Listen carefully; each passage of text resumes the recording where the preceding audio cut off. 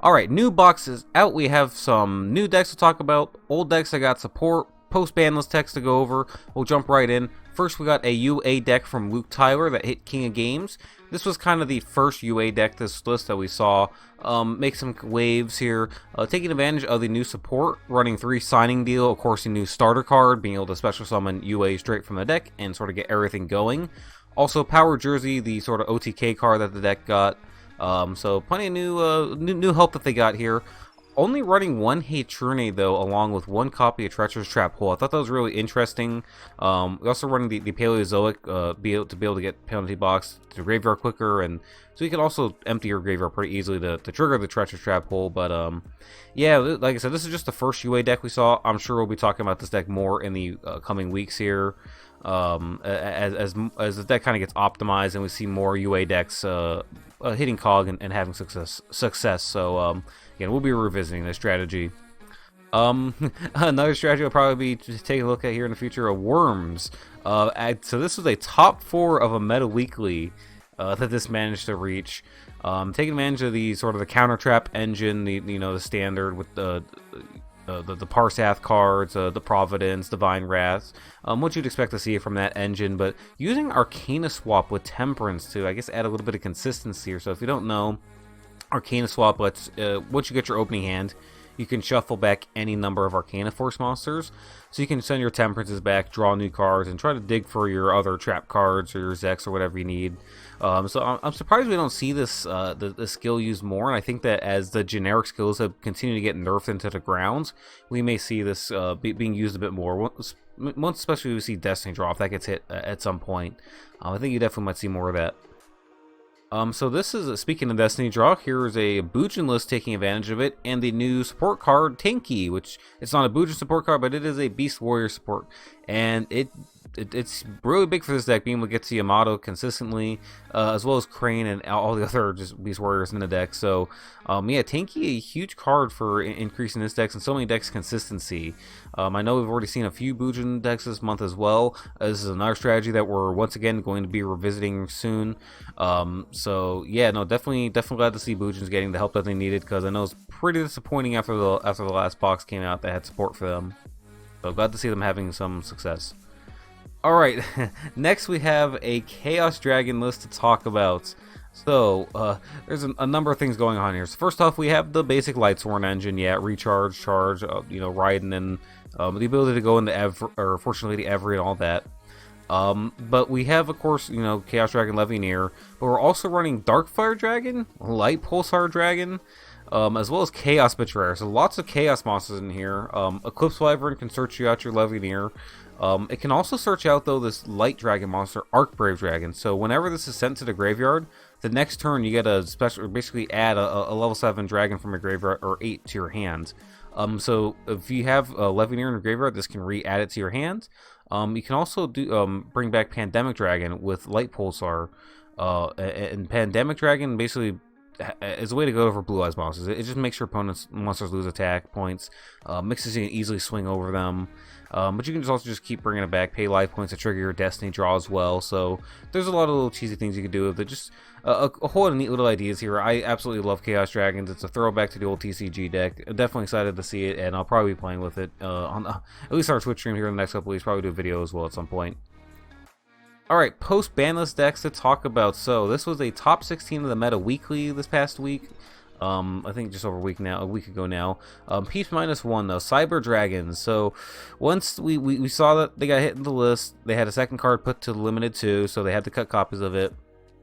Basically losing 3 cards out of the deck, because you also lost 1 of your overflow, choosing the run one of each of the semi-limited cards. Also lost out on a couple copies of Storm as well.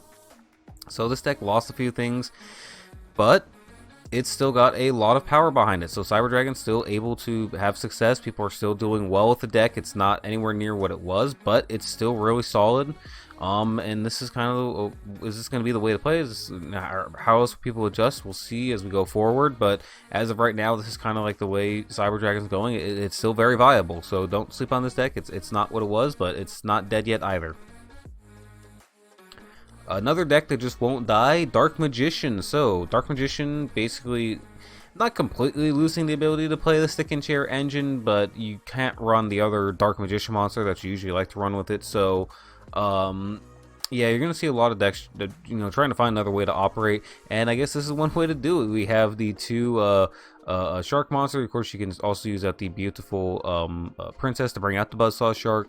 It's a 1-card XYZ play with the Silent Anglers. Just a way to thin out the deck a little bit to try to, dig to those important Dark Magician cards quicker. But yeah, like I said, Dark Magician just... they need some new support. If they're not going to give them help on the ban list, which I'm totally okay with, they need to give them some new support cards, a new way to play. Because yeah, it's unfortunate to see Blue Eyes so powerful while Dark Magician and Red Eyes, for that matter, are so weak at this point. All right, so we got a spicy Winstreak deck here from Seeker. This is a Dark World deck.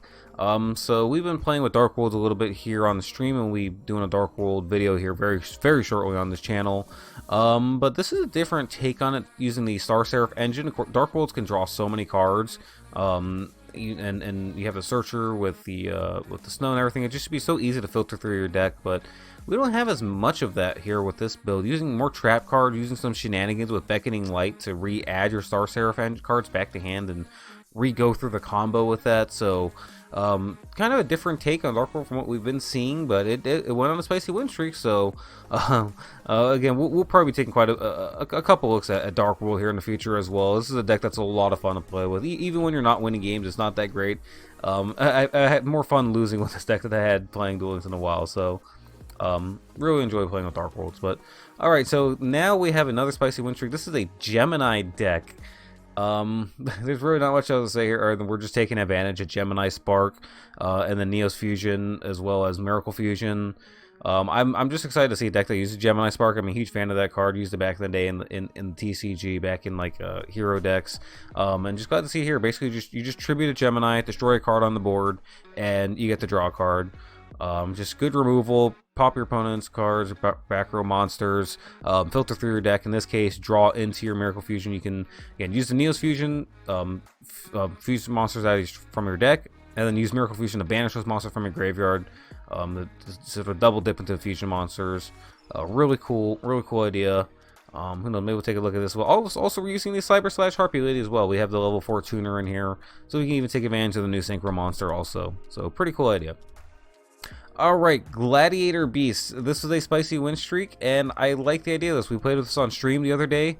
We're running Rescue Rabbit in here, and it's actually consistent even though we're only running one normal monster as a 3 of in Gladiator Beast Andal. You can shuffle him back into the deck with the Gladiator Beast Respite. And as we saw on stream, it's actually pretty common to open up with like Respite and Andal and Rabbit in hand, and you can summon the Rabbit, like take the Andals out of your deck for its summon, and then use Respite to shuffle the other one and not risk drawing into it. There's all kind of just cool things you can do with that for consistency. Same with the Unexpected Die. You're gonna very easily be able to get your targets back in the deck with Respite, so very little chance you're gonna brick with that, and being able to use a card. And again, you could shuffle. You can use Respite to shuffle other copies. If you don't know what it does, shuffle 2 Glad Beasts from your deck or from your hand back to the deck. Draw 3 cards. And Respite can shuffle itself back in. So if you open up with multiple copies of the spell card, you can shuffle your additional copies back into your deck and draw more cards from your deck, trying to dig to your Rescue Rabbit. So it's really cool. If you like Gladiator Beast, if you like blowing up your opponent's cards with Khazars, you have the structure deck. This is a pretty cool deck, and one you may want to try out. Alright, so now we have another post-ban list deck to talk about. This is Lunalights. I know a lot of people are going to hate this, that they are still alive, but they are. Tenki is here, and it gives the deck the life support that it needed. Don't have access to the Battling Boxer Veil engine anymore, being able to get, Destiny Draw with the ridiculous consistency you could before. But the deck is still pretty solid. It's not as good, but it's definitely still good. We have the Lunalight Trap card now. When a monster is destroyed, you can search your deck for 2 Lunalights. Being able to, sort of get, trying to get a little bit of that consistency back. Also running the Ritual Beast Winda to try to stall a little bit. So the deck's definitely having to adapt here and there, but at least losing the Emerald Bird and the Yellow Martin were not really a problem. Just slap in 3 Tenki to replace those. It's more of, I think, a matter of trying to figure out how to replace Battling Boxer Veil and the consistency of that Destiny Draw with that offered the deck. But yeah, it's Lunalight's still a threat. Okay, so here we have a Red Dragon Archfiend deck, aka the Jack Atlas cosplay deck. This deck is pretty neat. So we have this little level 6 synchro monster here, little dark dragon. And when you summon, when you come summons to the board, you can bring back a resonator monster from your graveyard and synchro again with it. Basically, you're doing this little synchro con, kind of like what your Gunity does. You bring out your level 6 synchro, brings back a 2, you synchro to 8, and you bring your red dragon archfiend. And then the resonators are so good at getting themselves to the board pretty easily. You bring out another one, then you synchro again for this other red dragon archfiend level 10 synchro monster. And then your skill can give that attack boost and give you 8,000, or excuse me, 4,000 attack points. So coupled with Hatred, that's enough to just finish off your opponent there if they have a clear board. And of course, it also has this little ability too, where you can bring back Red Dragon Archfiend from your graveyard. So you can have a 4,000 attack point monster on the board next to a 3,000 attack point monster that destroys all your opponent's defense position monsters. It just has some cool little things it can do here. More of a goofy little, like I said, costly deck, but again, it went on a spicy win streak, so we get to talk about it. All right, and what is this? Relinquished in 2021, Pichu hitting King of Games with vanilla in the deck. Yes, little bunny rabbit vanilla here, using the advanced ritual art, sending it straight from the deck to the grave. I don't know what else to say about this. Is probably not the best way to play Relinquished, but it can't argue with results. King of Games with Relinquished. I wonder if the Drowning Mirror Force didn't help just win several games on its own. that card can definitely do that. So, and then last but not least, Six Samurai got second place in the DLE GG Tour tournament. I might have spelled GG Tour wrong. Apologize if I did, but yeah, DDD LV21. Yeah, second place with 6 Sams. What else can I say about it? You know, she and negate. Yeah, we've talked about 6 Sam on this channel before.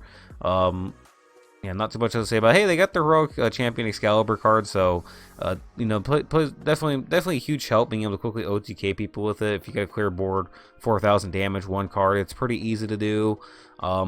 It's not like that big a support. You're not going to see 6 Sam. I don't think winning tournaments left and right. We're certainly not seeing that now. Looking at the top decks, I'm not seeing any additional 6 Sams what we would usually see in the past. So, but yeah, it's a solid deck still. You know, it is what it is. So, all right, well, that's, I believe, it for the decks for the day for this week. We'll have another one of these here in a couple days. We'll get ourselves caught up here. I said Dark Rule deck was coming very shortly here in the next day or two, if that's not already out.